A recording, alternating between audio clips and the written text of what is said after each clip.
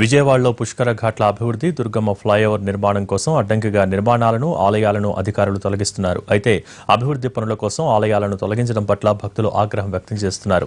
తమ మనోభావాలను దెబ్బతీసే విధంగా ప్రభుత్వం వ్యవహరిస్తోందని మండిపడుతున్నారు. దానిపై మరింత సమాచారం విజయవాడ నుండి మా ప్రతినిధి ప్రసాద్ అందిస్తారు.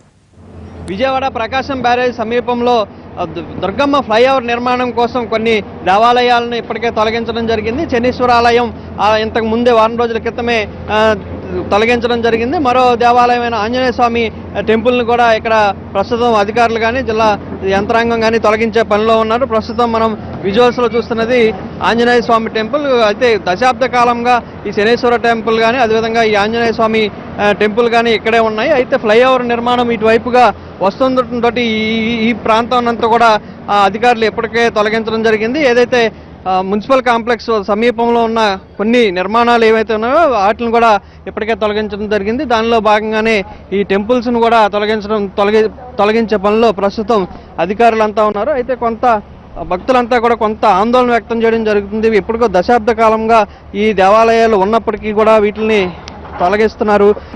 1919లో ఫస్ట్ భగవాన్ దాస్ బాబాజీ వచ్చారు. అప్పుడు నుంచి ఇక్కడ తపస్య చేశారు. తర్వాత ఆయన ఉన్నారు. అప్పుడు ఇక్కడ ఏమీ లేదు, PWDకి ఆఫీస్ ఉంది. తర్వాత ఆయన ఉన్నారు. ఇక్కడ చెట్టు కింద ఉండేవాడు. తర్వాత ఆయన పరంపర అయిపోయాక శ్రీ మహంత్ మహావీర్ దాస్జీ సెకండ్ మహంత్ అయ్యారు. ఏమీ ఇన్ఫర్మేషన్ లేదు. అన్ఎక్స్పెక్టెడ్గా నేను రాజస్థాన్లో ఉన్నాను. అందరూ వచ్చారు. కమిషనర్ గారు ఎవరు పదాధికారి వచ్చారు. నేను అప్పుడు లేను. ఆ అమ్మాయి ఉంది అప్పుడు. ఇంకా ఇద్దరు ముగ్గురు ఉన్నారు. పూజారి నేను పెట్టుకు వెళ్ళా.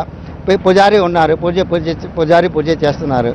అప్పుడు ఇమీడియట్లీ శుక్రవారం వచ్చారు.